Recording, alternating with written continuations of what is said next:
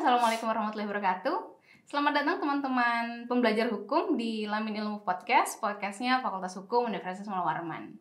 Hari ini kita akan berbicara mengenai undang-undang yang per tanggal 12 April 2022 kemarin baru saja disahkan oleh Dewan Perwakilan Rakyat Republik Indonesia. Adalah Undang-Undang Tindak Pidana Kekerasan Seksual yang akhirnya disahkan oleh legislatif. Undang-undang ini menarik. Kenapa? Dari awal pengajuan undang-undang ini cukup memakan waktu yang lama. Setidaknya saya mencatat rancangan undang-undang ini sudah diajukan sejak tahun 2012. Entah apa yang terjadi, baru di tanggal 12 April 2022 kemarin baru disahkan. Kita melihat setidaknya ada 10 tahun jeda waktu akhirnya baru undang-undang ini disahkan. Nah, apa yang terjadi? Kenapa perlu waktu sekian lama untuk mengesahkan undang-undang yang menurut sebagian orang ini adalah undang-undang yang penting untuk segera diberikan payung hukum terkait tindak pidana kekerasan seksual. Telah hadir bersama kami hari ini adalah dosen Fakultas Hukum Universitas Muhammad Warman, Ibu Orin Gusta Andini. Assalamualaikum Bu Orin. Waalaikumsalam. Sehat Bu? Alhamdulillah sehat. Alhamdulillah. Segar ya Bu? Alhamdulillah. Ya, selamat datang Bu Orin, selamat datang di Lamin Ilmu Podcast. Ya, hari ini spesial, kami mengundang Bu Orin. Kita akan berdiskusi, berdialog lebih dalam sebenarnya apa sih undang-undang TPKS ini sendiri, mengatur tentang apa sih. Tapi sebelum ke main diskusi tentang itu, saya mau sedikit dong cerita bagaimana background Bu Orin sebagai dosen pidana terutama di Fakultas Hukum. Itu bagaimana perjalanannya sampai akhirnya bisa menjadi dosen di Fakultas Hukum. Oke, terima kasih Mbak Gri ya. Mbak Gri, senang sekali hari ini kita bertemu di satu meja ini. Jadi perjalanan saya untuk sampai kemudian pada profesi sebagai dosen di Fakultas Hukum Unmul ini dimulai pada tahun 2017. Kemudian masuk di dalam konsentrasi hukum pidana. Di situ mengajar beberapa mata kuliah hukum pidana, tindak pidana korupsi, kriminologi, viktimologi, sistem peradilan pidana, juga hukum pidana anak. Nah, jadi cukup mencakupi sebenarnya beberapa materi juga termasuk di dalam undang-undang ini kan juga mencakupi perempuan dan anak-anak yang khususnya kaum rentan itu. Betul.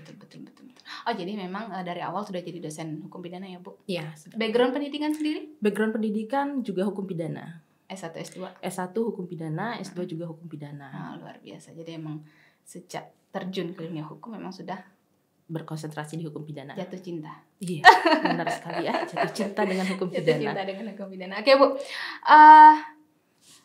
RUU TPKS yang sekarang sudah menjadi Undang-Undang Tindak Pidana Kekerasan Seksual. Sebenarnya kenapa sih Bu undang-undang ini harus disahkan? Kenapa sih urgensinya undang-undang ini harus disahkan? Kenapa? Oke, jadi kalau kita berbicara tentang urgensi undang-undang ini, mengapa dia harus disahkan, dan kita mungkin harus apresiasi dulu ya. Karena akhirnya lembaga legislatif kita itu akhirnya memasukkan di dalam prolegnas, dan kemudian akhirnya 12 April tadi seperti yang Bu Gri sebut itu sudah disahkan gitu. Dan ini penting karena kekerasan seksual itu di Indonesia bisa dikatakan Indonesia itu darurat kekerasan seksual. Oh, ya? Sangat banyak sekali kasus-kasus kekerasan seksual, terutama yang menimpa perempuan dan anak-anak gitu. Data-data juga banyak sudah ditunjukkan berdasarkan hasil kajian, penelitian, dan yang melakukan itu juga dari sektor kementerian, Komnas, dan sebagainya. Jadi lembaga-lembaga resmi, kredibel. Iya, lembaga yang resmi dan kredibel, dan itu juga bagian dari pemerintah gitu. Jadi kekerasan seksual itu memang sangat masif di Indonesia gitu. Dan sebenarnya kalau kita bicara tentang kekerasan seksual itu, selain dia banyak, dia itu kan menimpa kaum rentan itu tadi gitu. Jadi kalau misalnya dikaitkan dengan konteks hukum pidana, makanya kenapa dia penting gitu kekerasan seksual ini untuk kemudian diatur di dalam undang-undang tersendiri. Karena kalau dalam hukum pidana itu kita mengenal delik-delik yang berhubungan dengan kekerasan seksual itu namanya graviora delicta. Nah, itu adalah kejahatan serius yang berkaitan dengan kaum rentan, yaitu perempuan dan anak-anak gitu. Di mana kaum rentan ini sendiri juga mereka tidak memiliki daya dan upaya lebih ya. Iya, seharusnya dilindungi memang sejak awal oleh negara, karena kan itu kan tugas negara untuk melindungi tanpa melihat elemen masyarakat dan sebagainya. Oke, menarik apa yang disampaikan Bu Orin. Tugas negara lah untuk melindungi kaum rentan ini, untuk menjamin hak-hak mereka. Bukankah sebelumnya kita sudah punya KUHP? Benar. Cukup atau tidak?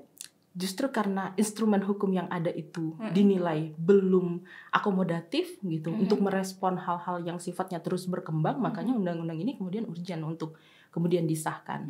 Kita tahu kalau kita berbicara tentang kekerasan seksual gitu ya, hukum yang ada itu KUHP misalnya, katakanlah kitab undang-undang hukum pidana itu adalah kitab yang akan menjadi acuan terhadap tindak pidana yang terjadi. Gitu. Tindak pidana secara umum. Ya, tindak pidana secara umum terjadi. Dan itu secara umum tadi, secara umum.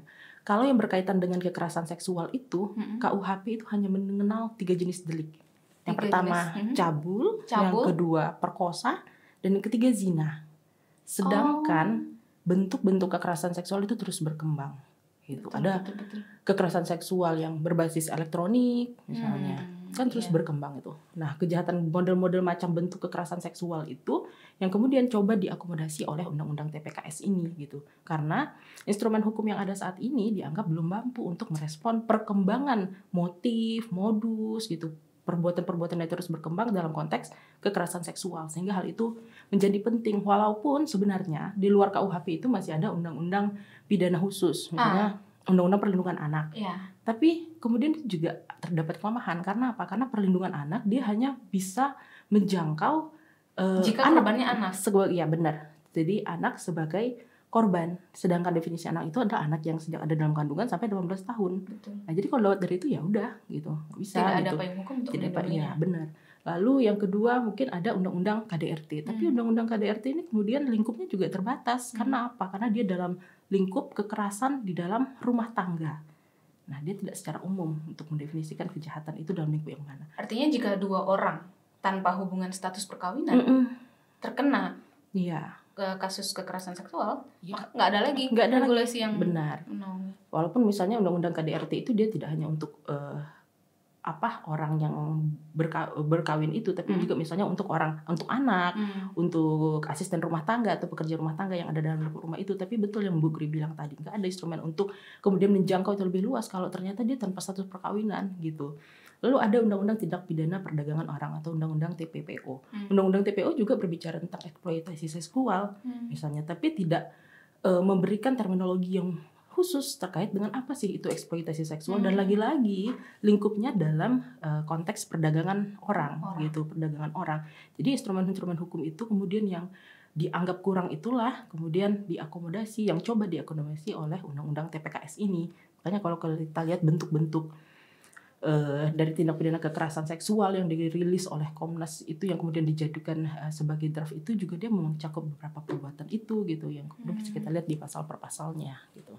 Ya, menarik sekali. Jadi paling tidak ya apalagi sekarang 2022 era globalisasi. Benar. Dari serangkaian regulasi yang Ibu Orin sampaikan tadi belum ada bahkan mungkin yang menyentuh kekerasan seksual yang memang mungkin terjadi di media elektronik. Iya, di media elektronik memang belum ada. Kalaupun digunakan undang-undang ITE untuk penyebaran kesusilaan dan sebagainya, itu juga sifatnya belum khusus, karena undang-undang ini kan sifatnya tidak hanya merinci bentuk-bentuk kekerasan seksual, tapi dia juga kemudian memberikan bagaimana bentuk penanganan, perlindungan, memberikan juga pemulihan terhadap korban kekerasan seksual, juga nanti berbicara terkait dengan hal-hal lainnya yang berkaitan dengan hukum acara. Jadi itu yang sangat penting, karena sebenarnya implementasi terkait dengan kekerasan seksual ini dia tidak hanya masalahnya di ranah hukum material, tapi juga hukum acara gitu. Iya, betul.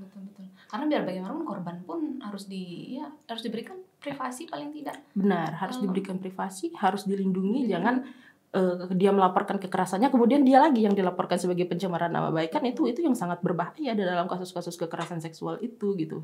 Jadi hubungan relasi perempuan itu ya kalau berhadapan dengan sistem peradilan itu yang harus diperhatikan gitu. Jangan sampai menjadi hukum timpang terhadap perempuan gitu. Terhadap kaum rentan itu yang dijaga gitu. Iya, menarik tadi apa yang disampaikan Bu Orin. Jadi paling tidak ada serangkaian sudah hukum positif kita yang sebenarnya secara partisi mengatur mengenai kekerasan seksual, tapi memang mereka pada ruang lingkupnya masing-masing. Betul. Tidak mengatur kekerasan seksual secara umum seperti benar. itu. Jadi jelas sekali bahwa memang undang-undang TPKS ini penting untuk hadir menjadi bagian dalam hukum positif kita. Benar. Oke, Bu, tadi Ibu bilang sebenarnya kasus-kasus kekerasan seksual terhadap perempuan, terhadap anak ini banyak seperti itu kan. Bahkan kalau kita melihat di televisi, di media cetak dan elektronik, ini disebut sebagai fenomena gunung es. Yang terdata aja setidak-tidaknya ada 10.000 kasus. Itu tahun 2021 kata Kementerian PPA. Dan di mana hanya 9%, bukan hanya 9% dari 10.000 kasus itu di korbannya adalah perempuan seperti itu. Nah, tapi jika kita lihat dari data tersebut, paling tidak ini juga menimbulkan pro kontra meskipun angka korbannya banyak seperti itu kan. Ketika kita lihat di tahun 2018 terutama yang gencar sekali pro kontranya pengesahan RUU TPKS, kira-kira apa sih yang menyebabkan respon publik itu pro kontra terhadap RUU TPKS kalau memang seperti yang Ibu sampaikan tadi memang ada kekosongan hukum di kita terkait pengaturan kekerasan seksual sendiri. Kenapa di masyarakat kental sekali pro kontra itu? Apa menurut Ibu kira-kira? Kalau terkait dengan isu pro kontra terhadap undang-undang penghapusan kekerasan seksual ini kan yang beredar kalau kita baca di media gitu ya, media-media mainstream itu paling banyak mengatakan bahwa undang-undang ini nantinya akan melegalkan zina, melegalkan LGBT dan sebagainya. Itu sih yang saya tangkap ya dari pembacaan-pembacaan di media itu. Tapi kan mungkin yang seperti itu makanya harus dikembalikan, harus kita baca undang-undangnya gitu. Harus kita baca undang-undangnya, membaca rumusan-rumusannya, membaca tujuannya apa gitu. Apakah betul dia akan didefinisikan seperti itu gitu. Ternyata kan kalau saya membaca draft akhir itu yang kita pakai yang draft 18 Januari itu nggak ada. 18 Januari 2022. Iya, 18 Januari 2022 yes, itu nggak ada sama sekali sebenarnya klausul ataupun frasa ataupun kata yang mengidentifikasikan bahwa zina itu kemudian legal dan sebagainya, nggak ada. Justru itu diperjelas.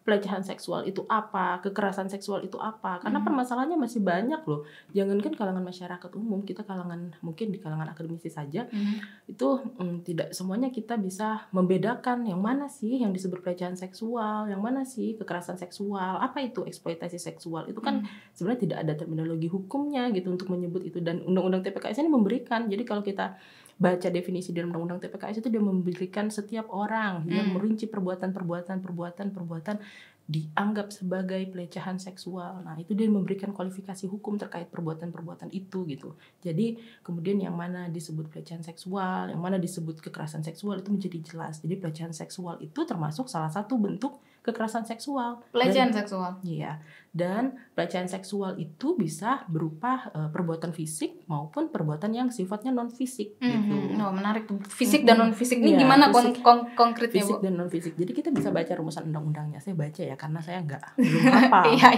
Apalagi draftnya sampai sekarang kita belum, saya nggak tahu ya, saya ngecek tadi malam draft undang-undang yang sudah disahkan ini belum ditayangkan di media. Memang belum ada. Saya juga mencarinya belum ada. Tapi kita mungkin kalau seperti ini kita mungkin bismillah kita pakai draft yang paling terakhir gitu ya. yang ditayangkan ya. Benar, Undang-Undang TPKS yang 18 Januari 2022. Jadi di sini memberikan bahwa apa yang dikualifikasikan dengan pelecehan seksual gitu atau pelecehan seksual non fisik misalnya. Dia adalah setiap orang yang melakukan perbuatan seksual secara non fisik ditujukan terhadap tubuh, keinginan seksual atau organ reproduksi yang merendahkan harkat dan martabat seseorang berdasarkan seksualitas dan atau kesusilaan yang tidak termasuk dalam ketentuan pidana lain yang lebih berat, maka dia bisa dipidana karena pelecehan seksual non fisik dengan pidana penjara paling lama 9 bulan atau pidana denda paling banyak atau maksimal 10 juta rupiah. Di situ juga memberikan tuh. Jadi babnya itu ada yang membahas terkait dengan tindak pidana kekerasan seksual. Jadi dia memberikan kualifikasi hukum, menjelaskan itu perbuatan-perbuatan apa saja yang disebut dengan pelecehan seksual, baik dia fisik, non fisik. Terus dia memberikan juga terkait dengan eksploitasi seksual itu seperti apa gitu. Dan pemaksaan terkait dengan alat kontrasepsi, pemaksaan untuk perempuan disterilisasi itu Itu masuk di dalam undang-undang TPKS, termasuk eksploitasi seksual. Apa aja berarti Bu yang diatur dalam undang-undang TPKS ini? Jenis-jenis apa ya? Iya, jenis-jenis lah kita katakan, bentuk-bentuk kekerasan seksual. Kualifikasi atau kualifikasi perbuatan apa gitu.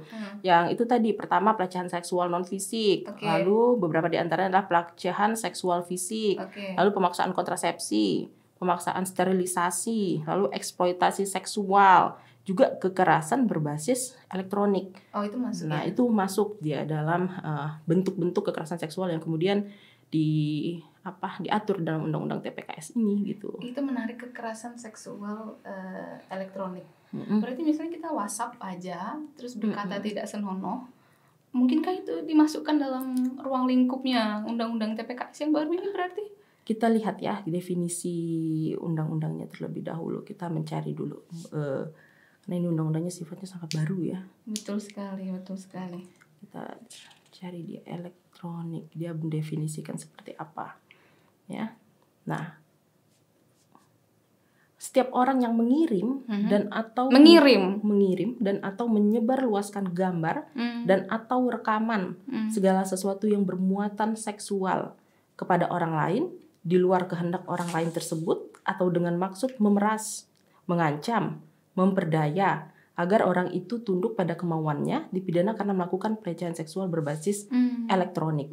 Nah, jadi barang siapa mengirim, menyebarluaskan gambar atau rekaman yang bermuatan seksual di luar kehendak orang lain tersebut gitu, dengan maksud memeras, mengancam, memperdaya, itu makanya dia bisa kena pelecehan seksual berbasis elektronik. Dan ancaman penjaranya 4 tahun maksimal 6 tahun gitu ya. Jadi sekarang kita nggak bisa berarti main share sembarangan. Iya, kita harus hati-hati. Ya. Iya, apalagi kalau orang itu ternyata tidak menghendaki gitu. Kalau itu dia fair-fair saja mungkin, tapi kan ada klausalnya di sini, ada unsur di luar kehendak orang lain tersebut gitu. Dan dalam niat memeras. Iya, dengan niat memeras, mengancam, karena itu yang paling sering terjadi, ya, kan? Betul sekali. Dalam hubungan misalnya katakanlah hubungan-hubungan orang yang seperti biasa, atau mungkin dia mempunyai hubungan, katakan hubungan cinta dan sebagainya, atau pacaran itu. Iya, kita tidak membenarkan itu kalau apa yang terjadi itu. Cuma kan selalu ada kemungkinan gitu. Jadi perempuan itu diposisikan sebagai pihak yang kemudian dilindungi dengan adanya undang-undang ini gitu. Jadi istilahnya ada 2 orang yang tidak dalam terikat perkawinan, pacaran seperti itu.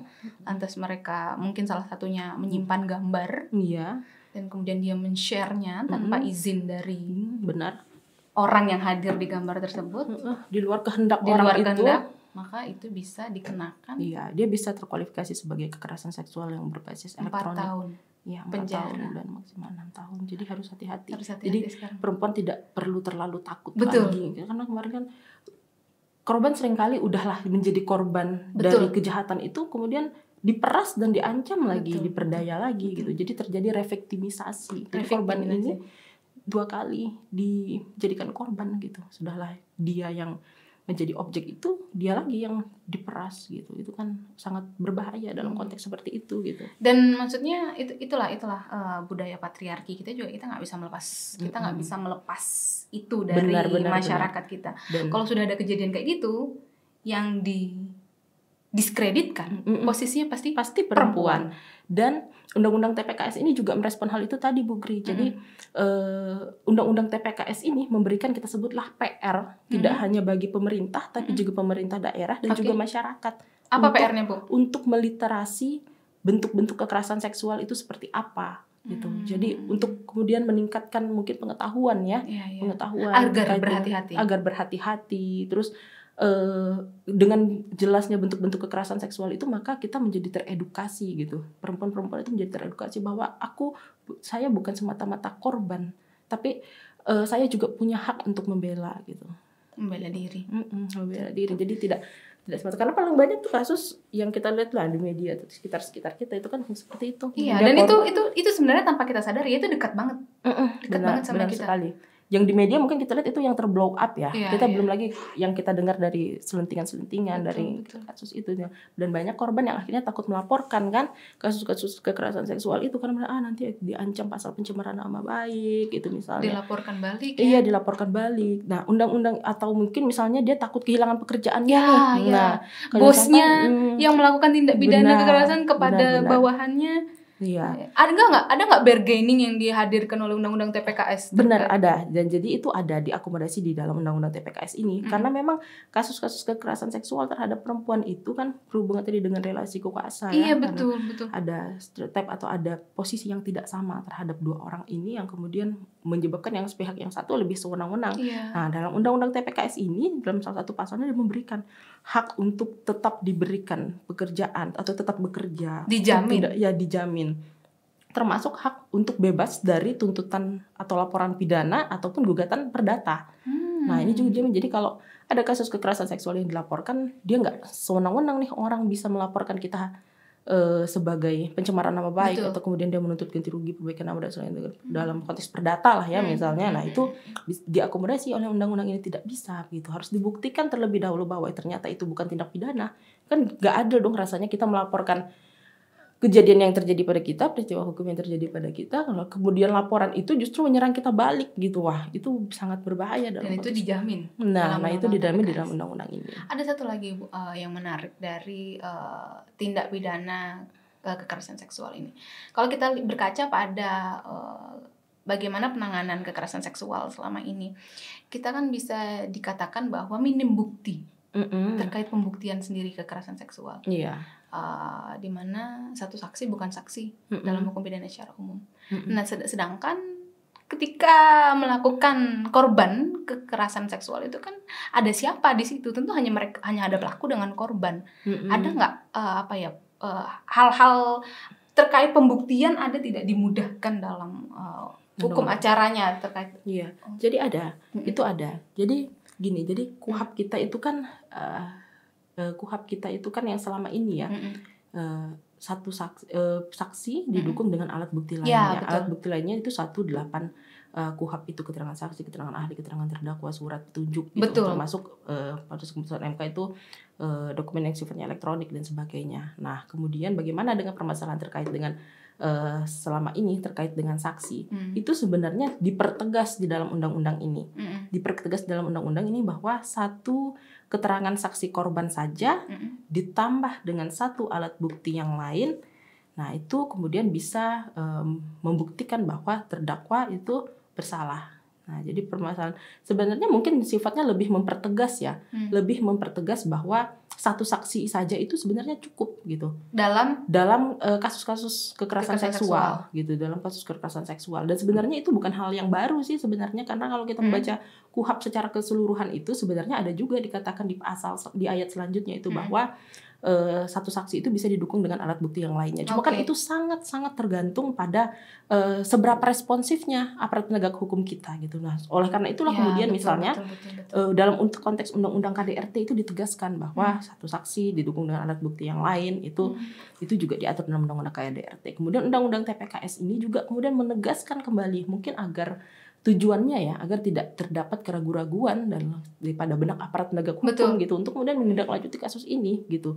Jadi perkara pidana dalam kasus kekerasan seksual itu selalu saya katakan adalah bagaimana caranya kita menyampaikan perkara ini untuk dia kemudian sampai pada tahap pengadilan gitu. Jadi pengadilan lah sebenarnya yang berhak untuk memutuskan segala sesuatu kasus itu gitu.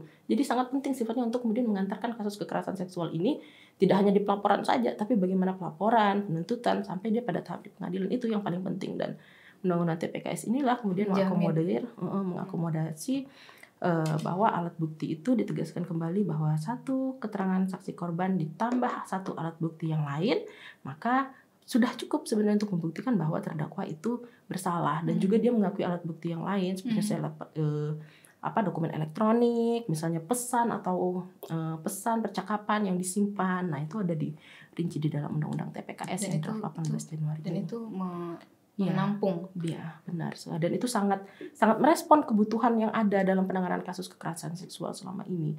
Juga terkait dengan penanganan itu diperjelas seperti apa penanganannya, laporan ke polisi, UPTD PPA dan sebagainya gitu, lembaga penyedia layanan, lembaga layanan itu bisa dilakukan di situ. Lalu selama proses penegakan hukum itu mulai dari penyidikan, penuntutan sampai pengadilan itu ada hak-hak yang kemudian dijamin, itu tadi termasuk salah satu diantaranya untuk tidak dilaporkan atas perbuatan pencemaran baik dan sebagainya, juga hak untuk pemulihan, hak restitusi yang paling penting. Jadi diatur dalam undang-undang ini. Jadi restitusi itu diberikan kepada korban gitu, baik kerugian-kerugian yang bersifat material, misalnya atau kerugian apa gitu. Dan itu tanggung jawab pelaku atau tanggung jawab negara? Kalau di dalam undang-undang itu sebagai tanggung jawab pelaku restitusi. Tanggung jawab pelaku dan atau pihak ketiga gitu. Jadi ada tanggung jawab pelaku. Jadi pelaku diberikan kewajiban untuk kemudian memberikan restitusi kepada si korban ini. Jadi nggak semata-mata dilepaskan gitu hak-haknya. Dia harus mengganti semuanya itu. Menarik sekali. Dapat dijatuhkan oleh hakim gitu. Iya, menarik sekali apa yang disampaikan Bu Orin, bahwa bagaimana upaya yang dilakukan oleh Undang-Undang TPKS ini agar mampu menarik para pelaku kejahatan seksual ini agar bisa bersidang. Kemudian biarkanlah hakim yang nanti menilai pelaku ini bersalah atau tidak, atau kalau memang bersalah berapa jeda waktu lama agar ada efek jerah dari pelaku kekerasan seksual sendiri. Nah, tapi seperti yang saya sudah mention di awal tadi Bu Orin, kita lihat undang-undang ini begitu berusaha untuk mensupport menghilangkan kejahatan seksual itu sendiri. Tapi kenapa ya lama banget baru disahkan DPR RI? 12 tahun, 2012 sejak pertama kali diajukan oleh Komnas Perempuan. Tapi baru didok. Apa kira-kira penyebabnya menurut Ibu? Tanyakan pada rumput yang bergoyang. Iya ya, seharusnya apa perlu kita hadirkan? Jadi ya begitulah, semua kan produk legislasi itu kan tergantung political will ya, tergantung bagaimana dia tarik ulur. Tapi saya kira cukup diapresiasi karena sebenarnya opini publik, terus kontrol publik mungkin ya, kita sama-sama mengawasi undang-undang ini. Begitu dia mundur dari prolegnas kemudian muncul berbagai sorotan gitu kan. Apakah memang tidak ada, ya kalau saya bilangnya ya, apa memang tidak ada pemerintah tidak menganggap kalau ini sebagai urgent seperti itu, sehingga politik seperti yang bilang ini political will-nya, apa pemerintah tidak menganggap dengan data-data yang sudah ada, pemerintah tidak menganggap kalau ini sebagai salah satu masalah yang penting. Justru itu karena instansi kan Kementerian PPA udah jelas mengatakan bahwa ini datanya sekian dan itu pada kekerasan seksual sekian persen, 15, sekian persen. Dan selalu dikatakan bahwa ini fenomena gunung es, berarti itu fenomena yang terlaporkan saja, dan masih banyak orang-orang yang tidak melaporkan kasus kekerasan seksual itu kepada dirinya gitu, dan itu disebabkan oleh banyak faktor gitu. Justru itu harusnya ditanyakan, tapi kan akhirnya ya sudahlah, yang sudah biarlah sudah berlalu ya jelas. Ini undang-undang sudah ada di hadapan kita. Ya benar, terus ini udah 10 tahun dan kemudian ibaratnya pecah telur kemudian disahkan. Betul. Gitu. Itu patut diapresiasi dalam perjuangan panjang itu ya, karena tidak dipungkiri juga terdapat banyak pro kontra tadi yang Bu Gri mention juga, terdapat banyak pro kontra dalam undang-undang ini, dan PR kita ke depan adalah nanti bagaimana lagi mengimplementasikannya atau mengawal implementasinya. Tapi saya kira undang-undang ini cukup responsif, dia juga memikirkan terkait dengan bagaimana kan aparat penegak hukum itu. Jadi karena selama ini pada konteks tataran aparat penegak hukum itu kan selalu mungkin karena tidak diatur terkait dengan yang satu saksi belum ditegaskan kembali gitu, sehingga mengalami keraguan-raguan di dalam benak aparat penegak hukum itu. Kemudian itu diakomodasi dalam undang-undang ini. Terus juga diberikan di situ pengaturan dalam salah satu pasalnya, dikatakan bahwa aparat penegak hukum yang menangani kasus kekerasan seksual akan mendapat atau harus mendapat pendidikan khusus atau pelatihan khusus terkait dengan penanganan kasus kekerasan seksual. Jadi mereka ibaratnya sudah tersertifikasi gitu ya.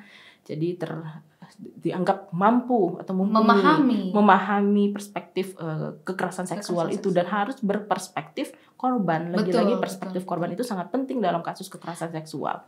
Itu juga itu menarik, harus berperspektif korban, karena seringkali ketika ada korban kekerasan seksual melapor ke aparat penegak hukum dengan saya dibeginikan oleh pacar saya, seringkali sentimen itu justru malah kembali menyerang si korban. Pelapor, iya benar.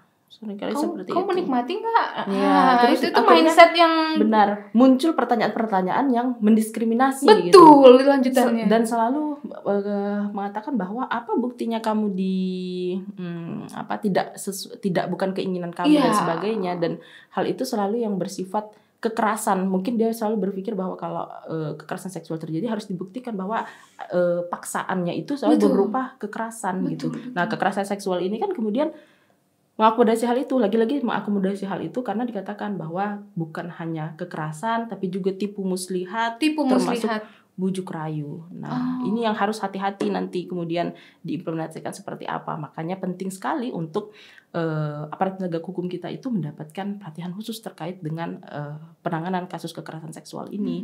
Gitu ya. Setidaknya ini menjadi titik terang lah ya dari apa yang terjadi selama ini. Berarti dapat materi pembahasan baru dong Bu di Nah, mata kuliah tuh, hukum pidana anak. Ya, pidana anak bisa lah ya. Kita masukkan. Kan ada tambahan materi baru gitu ya. Lahirnya undang-undang TPKS kalau ya walaupun tidak hanya di pidana anak sih, memang kan perempuan juga seperti itu. Kalau memang ada unsur tindak pidana baru yang harus diperhatikan. Iya, benar. Dan kasus-kasus itu kan nanti kecuali yang sekarang sedang tahap penyidikan, penuntutan dan peradilan itu ya, nantinya akan merujuk kepada undang-undang ini untuk kemudian mengatur yang untuk kemudian menjadi acuan lah ibaratnya di dalam penanganan kasus kekerasan seksual itu gitu. Menurut Ibu, regulasi ini bisa diimplementasikan sesegera mungkin? Ya, sejak tanggal diundangkan ya kalau dalam undang-undangnya. Jadi ya sebisa mungkin harus diimplementasikan, dan kalau peraturan pelaksananya saya lihat di dalam undang-undangnya itu 2 tahun sejak diundangkan maka bisa dikeluarkan peraturan pelaksananya harus sudah dikeluarkan gitu, dan berlaku pada saat tanggal diundangkan. Jadi harus segera diimplementasikan gitu, dan segera melakukan amanah-amanah dari dalam undang-undang ini, misalnya tadi memberikan pelatihan khusus dan sebagainya. Itu kan harus disiapkan dulu lah ya, penegak hukumnya ini yang disiapkan segera disusul, segera cepat direspon gitu. Jadi undang-undang sebaik apapun sebenarnya tergantung siapa yang mau implementasikannya ya gitu. Betul. Jadi harus penting buat kita tahu, mengedukasi masyarakat gitu, karena peran pemberantasan kekerasan seksual itu tidak hanya kemudian menjadi peran pemerintah saja, tapi pemerintah daerah termasuk masyarakat. Makanya diatur tuh poin per poinnya, memberikan literasi, memberikan edukasi dalam lingkup rumah. Jadi sebenarnya kita yang punya anak di rumah pun gitu penting untuk memberikan pendidikan terkait seksual, bahwa ini kekerasan seksual, karena kekerasan seksual itu juga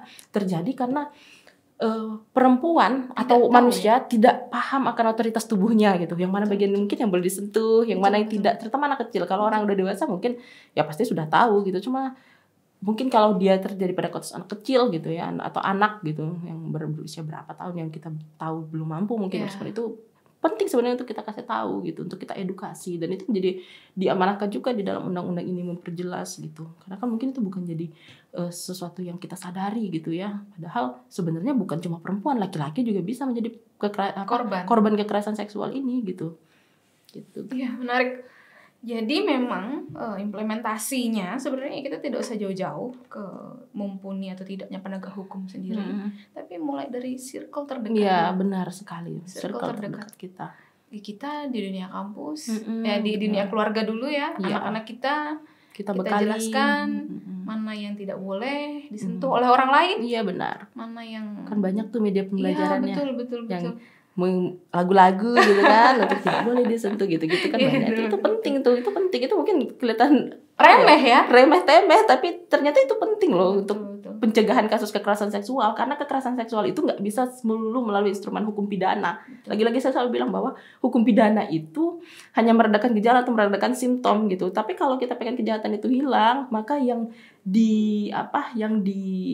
disentuh itu adalah dari berbagai aspek, bagaimana paradigma kita gitu, baru kemudian sampai pada instrumen hukum pidana, upaya terakhir, sebagai ultimum remedium ketika memang lingkungan ini tidak mampu lagi untuk cut. Iya, dan ketika maksudnya paradigma itu sudah ditanamkan dan sebagainya, ternyata hal itu tetap terjadi ya nggak ada pilihan lain selain hukum pidana gitu loh, dalam konteks kasus kekerasan seksual. Karena kasus kekerasan seksual itu tadi sudah saya bilang adalah graviora delicta, itu adalah kejahatan serius yang menimpa perempuan dan anak-anak. Jadi instrumen hukum pidananya ini harus paling depan gitu ibaratnya. Jadi menjamin, mencegah terlebih dahulu supaya tidak terjadi kejahatan itu. Tapi kalau memang terjadi ya instrumen hukum pidana harus bekerja, dan memang seperti itu. Dan memang seperti itu amanatnya. Iya, undang-undang kan memberikan sanksi hukum pidana, bukan sanksi hukum yang lain gitu. Kurungan, restitusi itu kan merupakan penjara. Ini kan merupakan sanksi-sanksi yang memang diatur dalam hukum pidana. Sekali itu. Memang pada dasarnya peran keluarga, peran lingkungan ini sebagai pembentuk ya Bu ya, mindset kalau memang kekerasan seksual itu nyata, dekat di kita dalam circle dunia akademis ya akan mudah saja menyampaikannya dalam bentuk mungkin pembelajaran di kelas gitu, bab-bab mata kuliah seperti itu. Betul. Tapi di luar itu juga harus sering disampaikan, harus sering diiklankan, betul, harus dari berbagai media gitu. Betul. Dan sekarang kan udah lebih enak ya, maksudnya orang udah lebih mudah melek teknologi, ibaratnya ibu-ibu udah punya WhatsApp dan sebagainya ibaratnya. Jadi sebenarnya untuk mengedukasi itu sudah lebih mudah lah dibandingkan zaman-zaman yang kita belum melek elektronik mungkin ya. Iya betul. Dan harapannya memang percepatan literasi tadi seperti yang diharapkan itu menjadi bagian dari percepatan literasi, masyarakat menjadi sadar, menjadi melek seperti dan tidak ada lagi kasus kekerasan seksual. Menjadi sangat minim lah kita berharap dengan adanya walaupun mungkin kalau 0 mungkin nggak mungkin ya Bu ya. Kayaknya untuk 0 kejahatan itu sangat dijamin 0 itu menjadi PR yang sangat berat ya, hampir tidak mungkin gitu. Jika tingkat keberhasilan adalah 0 maka mungkin akan musnah fakultas hukum ini, waduh. Ya memang. Nah Bu, sedikit deh closing statement menurut Ibu apa kira-kira yang harapan ya, kalau harapan ya jelas lah ya tadi kita harapkan ini mampu memenuhi, tapi apa kira-kira yang ingin Ibu sampaikan terutama kepada pembelajar hukum dengan hadirnya regulasi undang-undang TPKS yang baru ini, apa kira-kira poin yang wajib diketahui oleh para pembelajar hukum? Yang pasti para pembelajar hukum harus mengetahui ya, memahami gitu bentuk-bentuk kekerasan seksual yang diatur di dalam undang-undang ini seperti apa. Karena pencegahan itu dimulai dari diri sendiri, baru ke orang lain, baru kita influence ke orang lain gitu. Itu paling penting mengawal implementasi undang-undang TPKS ini. Itu sifatnya sangat penting untuk di sebagai pembelajar hukum gitu ya, untuk kemudian memberikan memperjelas gitu apa substansi dari undang-undang ini seperti itu gitu, dan mengimplementasikannya yang jelas. Kalau udah tahu itu bentuk kekerasan seksual ya jangan dilakuin dong, karena ada ancaman pidananya, dan mulai dari circle yang paling kecil, karena undang-undang ini sudah jelas memberikan PR tidak hanya bagi negara, bagi pemerintah, bagi aparat penegak hukum, tapi juga bagi masyarakat dalam lingkup rumah misalnya, yang Bu Grim bilang gitu tadi. Jadi sangat penting sifatnya undang-undang TPKS ini, dan banyak poin-poin yang menjadi penegasan berulang gitu, ibaratnya penegasan bahwa alat bukti itu ternyata seperti ini gitu, mudah saja dan bisa menjawab lah keresahan yang ada selama ini. Terus aparat penegak hukum harus berperspektif korban, jadi hati-hati dalam berucap gitu, karena ada pelecehan yang sifatnya fisik, ada pelecehan yang sifatnya non fisik. Nah, ada eksploitasi seksual dan sebagainya. Non fisik artinya ketika ada perempuan lewat di sweet-sweetin itu bisa masuk pelecehan seksual. Sangat kasuistis ya. Sangat kasuistis. Di luar kehendak gitu. Ada term di luar kehendak. Iya, ada term di luar kehendak. Tapi kan biasanya kalau perempuan lewat gitu kan, terus ada gerombolan laki-laki, terus mereka disuit-suitin, apakah perempuan itu mau bertujuan untuk disuit-suitin? Kan tentu tidak. Nah, makanya itu justru itu harus hati-hati, karena ada perbuatan pelecehan yang sifatnya fisik, ada perbuatan yang sifatnya non fisik. Jadi kita ini sama-sama diajarkan untuk kemudian sangat-sangat saling menghargai gitu ya. Walaupun kita sebenarnya tidak menginginkan penjara itu penuh karena hal-hal yang sedemikian yang receh seperti ini, masa cuma karena benar. Sebenarnya kita tidak menginginkan itu gitu.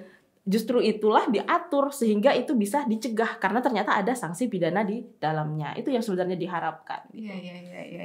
Ya memang menarik sekali jika kita membahas bagaimana pengertian ya, bagaimana klasifikasi dari kekerasan seksual itu sendiri. Dan mungkin kita harus punya dulu paling nggak Bu Orin draft undang-undang yang sudah ditok ya. Nah, benar. Karena Ibu Orin tadi bilang draft terakhir yang saya ketemukan 18 Januari, yang saya sendiri itu baru draft terakhir yang saya temukan tahun 2017. Iya. Jadi sedangkan ya isinya ya kita baru melihatnya dari 18 Januari yang baru ditok. Artinya undang-undang resmi kita sama-sama belum lihat, belum kita temui, kita bisa akses mungkin. Betul. Artinya kan ketika nanti emang undang-undangnya sudah di-share ke masyarakat, bisa kita pahami lebih rigid lagi. Benar. Klasifikasi tindak pidana yang termasuk dalam kekerasan seksual seperti itu. Betul sekali. Ya, ini memang menarik sekali. Oke. Terima kasih banyak Ibu Orin atas kedatangannya terkait undang-undang tindak pidana pelecehan seksual seberapa memberi manfaat bagi masyarakat, atau penting nggak sih sebenarnya? Sangat penting ya. Sangat penting kalau kita lihat dari kesimpulan tadi. Ya itu tadi para pembelajar hukum, diskusi kita hari ini terkait disahkannya undang-undang tindak pidana kekerasan seksual. Harapannya apa yang menjadi poin dari diskusi hari ini memberikan manfaat bagi para pembelajar hukum dan bagi kita semua. Terima kasih banyak atas atensinya. Sampai ketemu di episode selanjutnya. Assalamualaikum warahmatullahi wabarakatuh.